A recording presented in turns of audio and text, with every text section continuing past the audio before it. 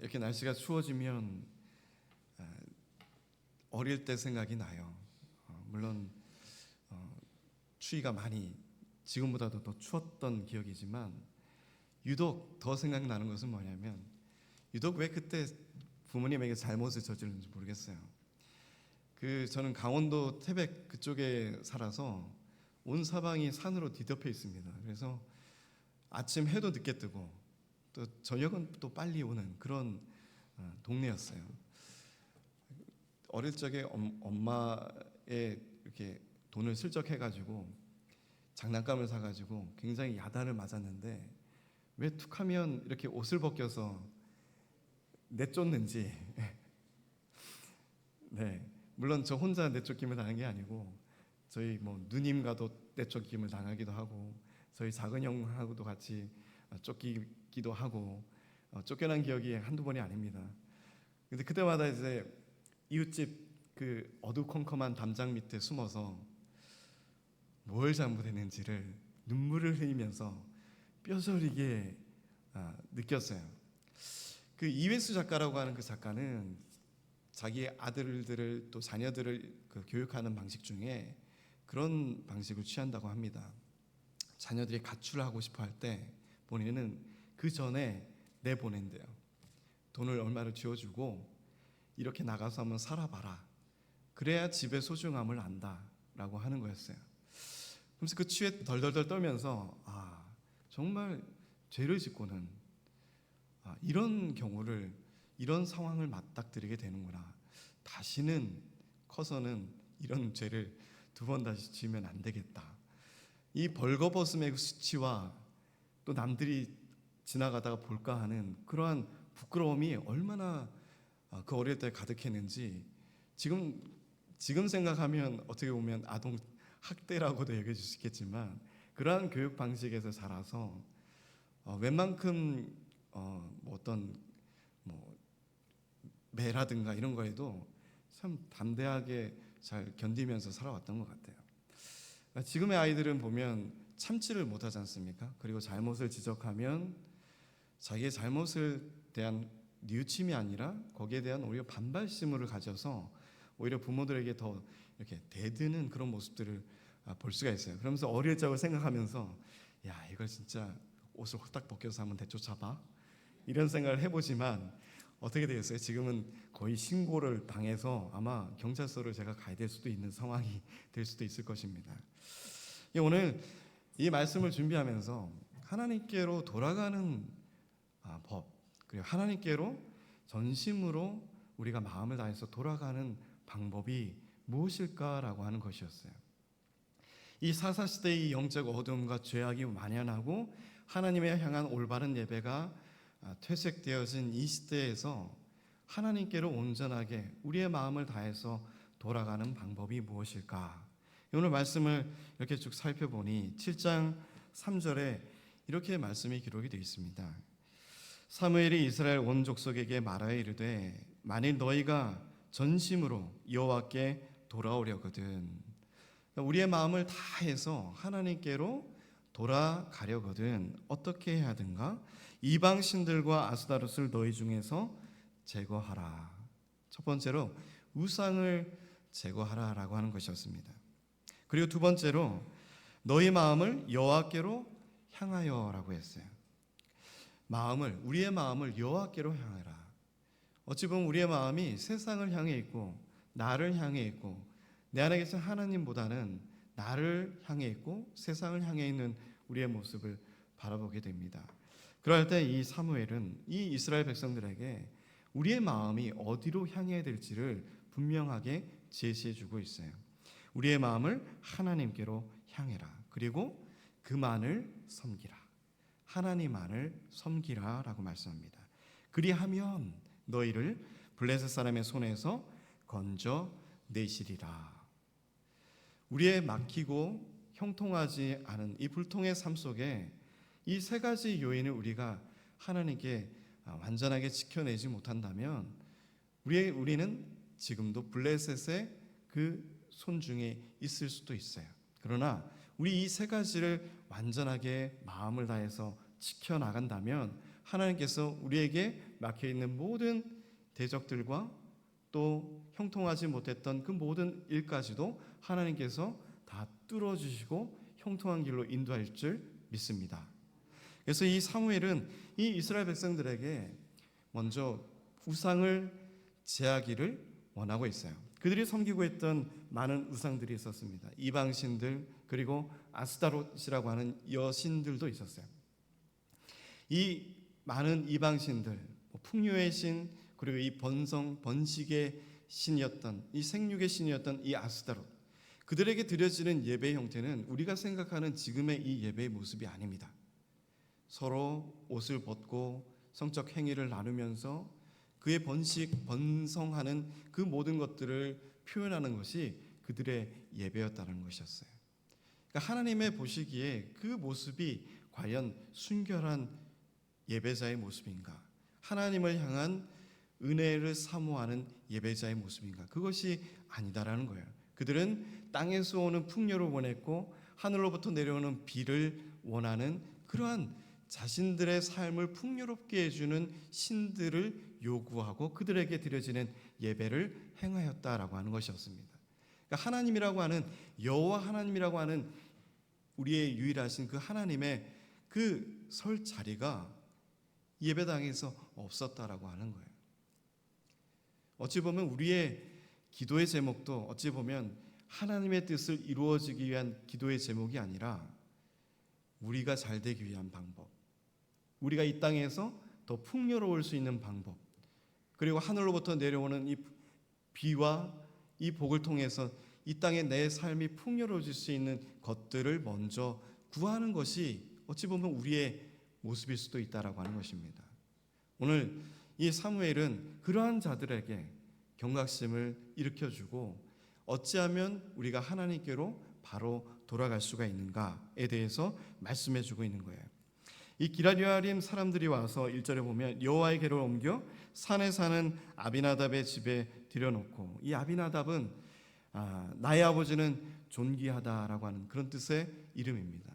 그래서 이 기럇여아림 사람들, 이 유다 지파에 속했다가 나중에는 이 베냐민 지파에 속하는 성읍으로 있어지는 이 기럇여아림 이곳에 하나님의 법궤가 모셔지게 됩니다. 그리고 20년 동안을 이곳에서 있게 돼요. 그래서 이 아비나답의 집에 들여놓고 그의 아들 엘리아사를 거룩하게 구별하여 여호와의 궤를 지키게 하였다라고 말씀하고 있습니다. 그리고 그가 기럇여아림에 들어간 날부터 20년 동안 오래 있은지라 이스라엘 온 족속이 여호와를 어떻게 했어요? 사모하니라 그랬습니다. 이 사무엘상을 점점 들여다보면서 하나님의 이 시각에서 점점 벗어나 있던 이스라엘 백성들의 삶과 모습 가운데서 이제 점점 하나님께로 초점이 맞춰지고 하나님도 그들을 향해서 조금씩 음성을 내시고 소리를 내시며 길을 보여주시는 것을 볼 수가 있어요. 이 하나님을 사모하는 것, 이들의 이스라엘 이 민족 안에 20년 이 기간 안에서 일어났던 그들의 변화된 모습이었습니다. 사무엘은 어린 사무엘에서 이제 성장하며 나이가 점점 들어가고 이스라엘 사람들에게 요구하는 것, 먼저 하나님께로 돌아가자라고 하는 거였어요. 어떻게 해요? 전심으로 우리의 마음을 다 합해서. 이 전심이라고 하는 것 우리가 참 듣기 좋은 말입니다. 특히 연애할 때, 그죠? 내가 가장 사랑하는 사람에게 내 마음을 다해서 당신을 사랑합니다라고 하는 그 마음 표현을 들었을 때 그것만큼 벅차오르는 표현은 없을 줄을 믿습니다. 누구든지 이러한 연애적 표현들을 다 들었을 줄 믿어요. 네, 그죠?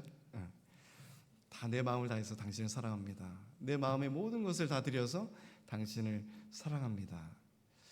물론 뭐 이렇게 중매로 결혼하신 분들은 또 그런 고백을, 달콤한 고백을 들어보지는 기회가 좀 적었을 수도 있겠지만 연애하실 때는 정말 내 마음을 다해서 사랑하고 내가 아닌 내 안에 다른 상대방이 더 가득 차 있어서 내가 보이지 않고 이 모든 것을 다 그 상대방을 위해서 다 내어줄 수 있는 그러한 것으로 마음이 가득 채워지는 그러한 연애를 저는 해봤습니다. 그래서 그 느낌을 압니다. 내 마음을 다한다는 것.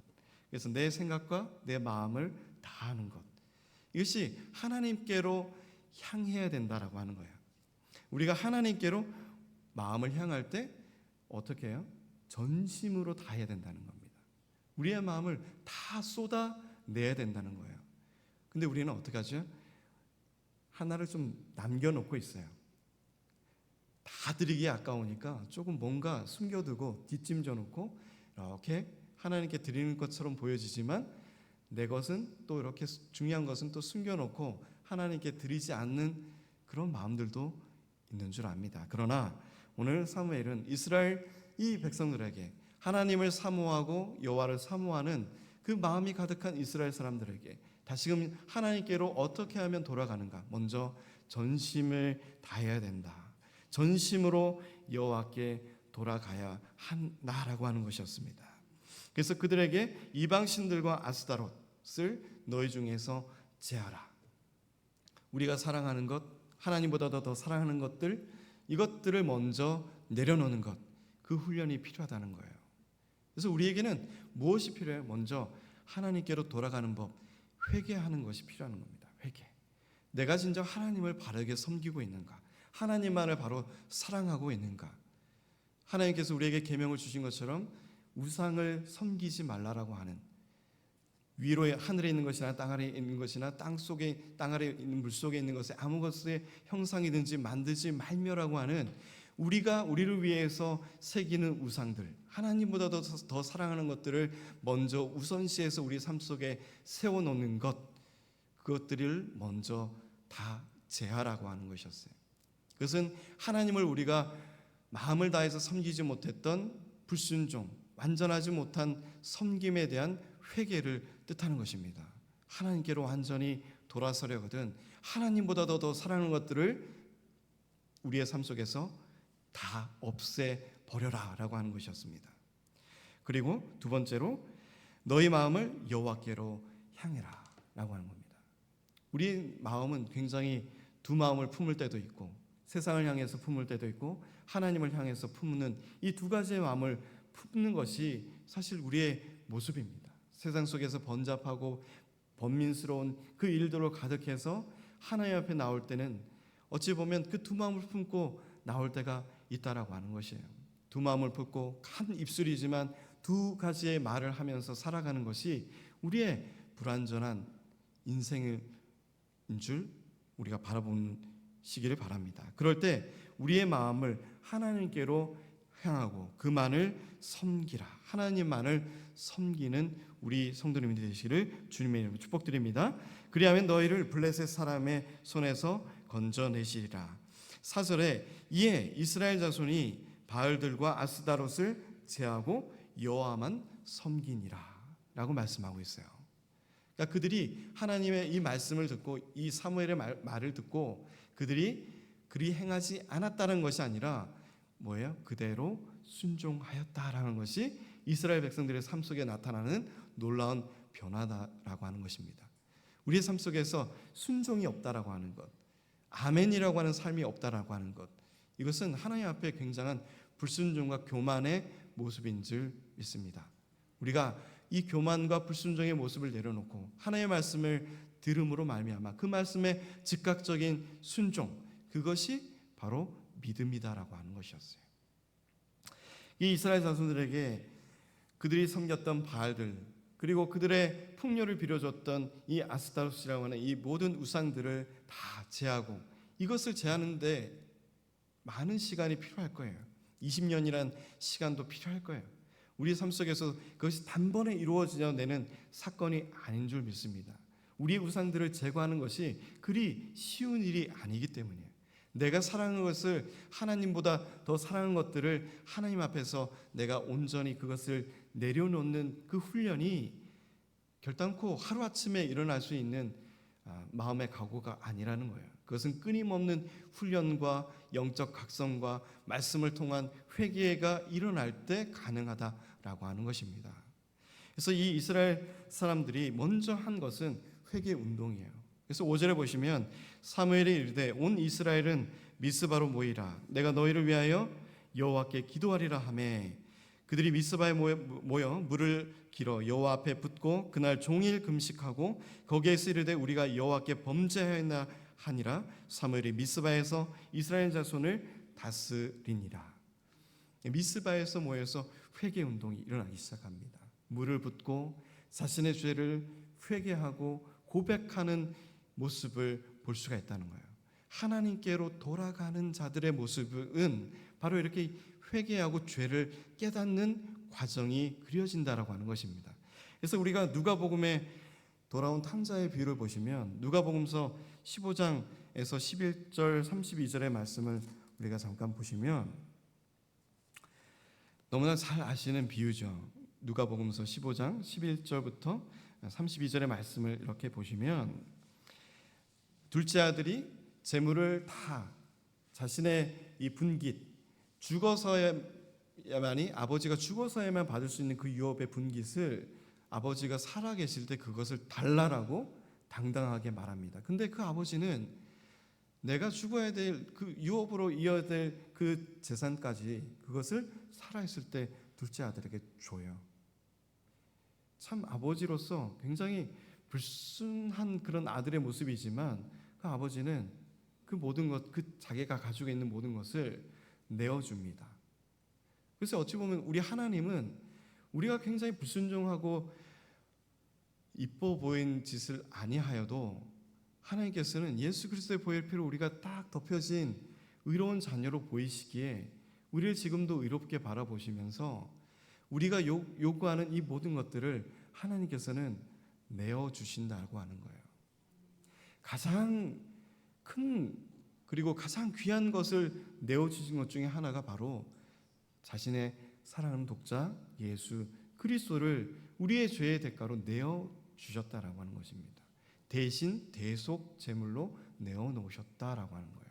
그것이 우리의 아버지의 모습인데 이 둘째 아들은 그 모든 것을 허랑방탕 다 방탕하게 쓰고 낭비하고 그리고 17절 18절에 보시면 자기가 이 풍족한 삶 속에서 돼지 쥐염 열매를 먹으면서 이제는 죽게 되었구나라고 하면서 18절 그리고 21절 말씀을 보면서 자기의 죄를 깨닫기 시작하는 모습을 볼 수가 있어요. 내가 일어나 아버지께 가서 이르기를 아버지 내가 하늘과 아버지께 죄를 지었사오니 그리고 21절에도 마찬가지로 아들이 이르되 아버지 내가 하늘과 아버지께 죄를 지었사오니 지금부터는 아버지의 아들이라 일컬음을 감당하지 못하겠나이다 하나. 혼자 있을 때도 자기가 죄인임을 느꼈어요. 내가 죄를 지었구나 라고 회개하기 시작했어요. 그리고 아버지를 만났을 때도 아버지께 자기가 죄인임을 고백하고 있어요. 그것이 이 둘째 아들의 모습이었고 아버지는 그 모습을 바라보면서 그에게 금가락자 모든 좋은 옷을 새로 입혀다가 발에 신을 신기고 살찐 송아지를 끌어다가 잡고 우리가 먹고 즐기자라고 말씀하고 있습니다. 왜 이러한 모습을 즐기고 하나님이 기뻐하시는가? 24절에 보니 이 내 아들은 죽었다가 다시 살아났으며 내가 잃었다가 다시 얻었다.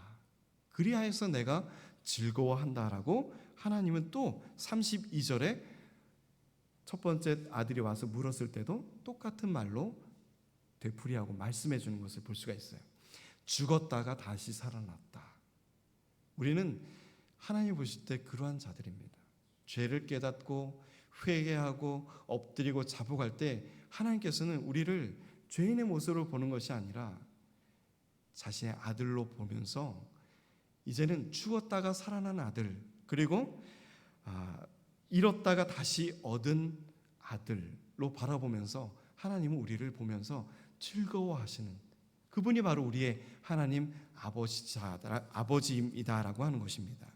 그래서 이스라엘 백성들에게도 이 사무엘의 이 회개 운동을 통해서 죄를 깨닫고 회개하고 하나님 앞에 내가 가지고 있는 모든 것을 다 쏟아내기 시작하는 거예요. 이럴 때 하나님께서는 그들에게 무슨 일을 보여주고 계세요? 하나님이 일하신다라고 하는 것을 보여주십니다.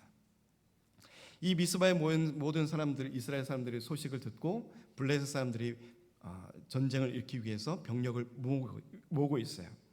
이스라엘 사람들이 7절에 보시면 미스바에 모였다함을 블레셋 사람들이 듣고 그들의 방백들이 이스라엘을 치러 올라온지라. 이스라엘 자손이 듣고 블레셋 사람들을 두려워하여 이스라엘 자손이 사무엘에게 이르되 당신은 우리를 위하여 우리 하나님 여호와께 쉬지 말고 부르짖어 우리를 블레셋 사람들의 손에서 구원하시게 하소서 하니. 이 이스라엘 백성들의 기도의 대상도 점점 변화가 됩니다. 누구에게로요? 하나님께로 향하고 있어요. 우리의 마음을 하나님께로 향하고라고 하는 그 말씀에 순종하면서 그들에게 누구를 향해서 기도하는 거죠? 하나님께로 향한 기도가 나타나기 시작한다는 거예요. 그래서 이 사무엘을 통해서 블레셋 사람들의 손에서 우리를 구원하시는 분은 하나님이십니다라고 하는 것을 이 죄 많은 이스라엘 백성들이 깨닫기 시작하는 거예요. 뭐 때문에요? 자신의 죄를 드러내기 시작하면서부터 하나님이 보이기 시작하는 거예요. 하나님 우리의 삶에서 나를 붙들고 역사하시는 분이고 나에게 승리를 안겨주시는 분이 바로 우리의 하나님이시다라고 하는 것을 깨닫기 시작하는 것이었다는 겁니다. 영적 어둠 속에서 그 한 줄기 구원의 빛이 누구의 손으로부터 나오는 것인가를 알기 시작했다는 거예요. 그들은 사무엘을 통해서 간구하며 기도하기를 원했습니다. 그래서 사무엘이 젖먹는 어린 양 하나를 가져다가 온전한 번제를 여호와께 드리고 이스라엘을 위하여 여호와께 부르짖음에 여호와께서 어떻게 하셨어요? 응답하셨다. 부르짖을 때 응답하십니다. 우리에게도 이런 부르짖음이 있어야 됩니다. 이런 갈급한 심령, 우리의 죄를 깨닫는 심령, 우리의 죄를 부끄러워하며 하나님 앞에 내려놓고 우리의 모든 죄를 내려놓고 자복하며 회개하며 엎드리는 모습이 있어야 되는 거예요. 그럴 때 부르짖음이 있는 거예요. 내가 죄를 깨닫기 시작하면 내 안에서 꿈틀대는 부르짖음이 나타나기 시작합니다. 내가 너무나도 부끄러운 거예요. 하나님 앞에 서기 너무나도 부끄러운 거예요. 내가 세상에서는 정말 완전하고 당당하고 번듯한 사람처럼 보이지만 하나님 앞에서는 철저하게 한 가지 모습밖에 보이지가 않아요. 죄인입니다라고 하는 겁니다. 우리가 하나님의 은혜에 가까이 갈수록 우리의 죄를 깨닫기 시작하는 거예요. 은혜와 죄는 가까이 있습니다. 멀리 떨어져 있는 것이 아니에요. 내가 죄를 깨닫기 시작할 때부터 하나님의 그 은혜가 우리에게 더 가까이 느껴지기 시작하는 거예요.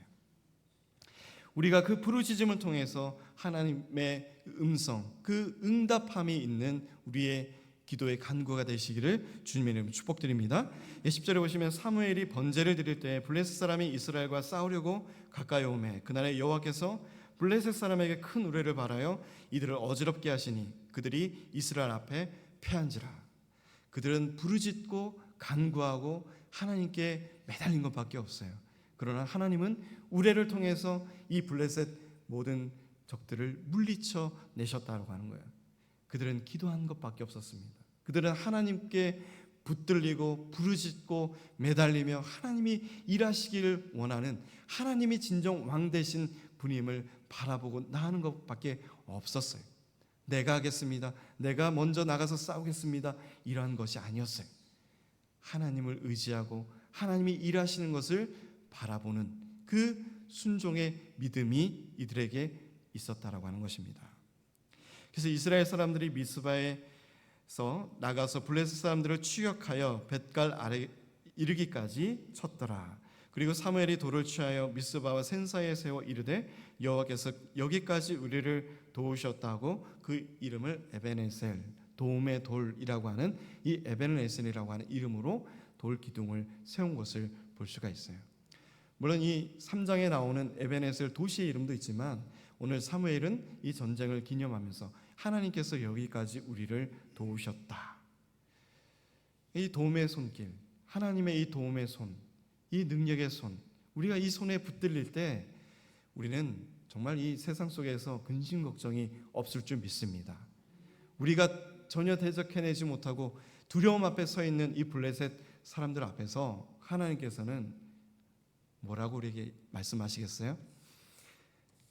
나만 바라봐 라고 하실 거예요. 능력의 하나님만을 바라보고 하나님이 행하시는 그 손길과 그 모든 일들을 그냥 바라봐 라고 하는 그 하나님의 음성이 우리에게도 있을 줄 믿습니다. 내가 하려고 하니까 힘들어지는 거예요. 왜냐하면 나보다 더 능력 되시는 하나님이 계심에도 불구하고 나의 그 조그마한 능력을 바라보면서 일을 하려고 하니까 힘들어지고 지치고 고나고 피곤해지는 거예요. 낙심되고 낭망되는 거예요. 그럴 때일수록 우리는 전혀 흔들리지 않으시고 신실하시고 변함없으시고 능력이신 오직 살아계신 하나님만께 모든 것을 맡기고 모든 것을 내어놓을 수 있는 우리 믿음의 성도님들이 되시기를 주님의 이름으로 축복드립니다. 이런 에베네셀의 돌이 우리 삶 앞에 우리의 인생의 길 앞에 세워지는 우리 믿음의 성도님들의 인생길이 되시기를 주님의 이름으로 축복드립니다. 하나님의 도우심이 우리의 삶 속에서 날마다 있고 여기까지 우리를 도우셨다라고 하는 이 믿음의 고백이 우리 삶 속에 넘치면 얼마나 좋을까요? 하나님이 우리의 삶 속에 날마다 간섭하시고 날마다 나를 통해서 일하시고 그 모든 승리의 길을 먼저 앞서 행하시며 이루어내시는 하나님의 역사와 기적이 우리의 삶 속에서 날마다 나타나며 이러한 도움의 돌이 우리 삶 속에서 날마다 세워지면 얼마나 기쁘겠어요. 우리는 하나님께 붙들린 삶, 하나님이 우리를 붙들고 쓰는 삶, 그것에 기뻐하는 우리의 모습이 되시기를 주님의 축복드립니다. 이에 블레셋 사람들이 굴복하여 다시는 이스라엘 지역 안에 들어오지 못하였으며 여호와의 손이 사무엘이 사는 날 동안에 블레셋 사람을 막으심에 블레셋 사람들이 이스라엘에게서 빼앗았던 성읍이 에그론부터 가드까지 이스라엘에게 회복되니 이스라엘이 그 사방 지역을 블레셋 사람들의 손에서 도로 찾았고 또 이스라엘과 아모리 사람 사이에 평화가 있었더라. 그들이 한 건 무엇일까요? 사무엘이 그들에게 요구했던 그것들, 우상을 제하고 너희 마음을 여호와께로 향하고 그리고 하나님만을 섬겨라 라고 하는 이 말씀의 절대적인 순종 그리고 그들의 믿음을 바라보시고 하나님께서는 일하시고 그들에게 모든 승리의 길을 보여주신 것을 우리가 바라볼 수가 있습니다. 잃었던 땅을 회복하였고 다시금 그들 사이에 평화가 되찾아왔고 사무엘이 치료하는 동안에 전쟁이 그쳐진 모습을 바라볼 수가 있어요. 우리가 빼앗긴 것, 그것을 되찾는 법은 무엇일까요? 하나님께 향하는 거예요. 하나님께 우리의 모든 마음을 향하는 거예요. 그리고 우리 모든 것을 쏟아내는 거예요. 내가 쥐고 있는 모든 것들을 하나님 앞에 내려놓는 거예요. 내가 꽉 쥐고 있는 두 손을 풀어 내려놓는 것이 우리가 얻는 것이에요. 결국엔 얻고 승리하고 쟁취하고 평화로 가는 길임을 우리가 바라봐야 됩니다. 그래서 15절에 사무엘이 사는 날 동안에 이스라엘을 다스렸을 때 해마다 베델과 길갈과 미스바로 순회하여 그 모든 곳에서 이스라엘을 다스렸고 라마로 돌아왔으니 이는 거기에서 자기 집이 있음이라. 거기서도 이스라엘을 다스렸으며 또 거기에 여호와를 위하여 제단을 쌓았더라. 사무엘이 어린 그 사무엘이지만 정말 이 엘리와 같은 어찌 보면 영적인 어둠 속에 있던 지도자를 만난 그러한 엘리 제사장 밑에서 자라온 사무엘이었지만 늘 그와 함께 하신 분은 하나님이셨다라고 하는 거예요. 사람보다도 먼저 하나님과 함께 있기를 원하시는 성도님들이 되시기 바랍니다. 그러한 하나님과 계실 때 우리의 믿음의 삶이 변화되는 거예요. 사람을 따라가는 믿음은 완전하지가 못해요. 그러나 하나님과 함께 동행하며 나아가는 믿음의 삶은 완전한 믿음으로 나아갈 줄 믿습니다. 변함없고 흔들림 없는 믿음으로 서는 우리 믿음의 성도님들 되시기를 주님의 이름으로 축복드립니다. 그리고 늘 여호와를 위하여 제단을 쌓고 제사를 지내며 예배를 드렸던 사무엘의 그 모습처럼 우리도 어느 곳에 가든지 나의 집으로 돌아가서든지 그리고 내가 일하는 곳에든지 어느 곳에든지 먼저 하나님께 예배드리는 자의 모습을 우리가 서야 된다라고 하는 거예요. 예배 중심의 삶, 하나님을 섬기는 예배 중심의 삶을 살아갈 때 우리에게 이러한 놀라운 복과 은혜와 형통함과 막혀있던 블레셋과 같은 적군이 있을지라도 하나님께서 이 모든 것을 승리해내시고 이끌어내시고 우리에게 모든 평화를 안겨주실 분은 바로 우리의 하나님인 줄 바라보실 수 있는 우리 믿음의 성도님들이 되시기를 주님의 이름으로 축복드립니다.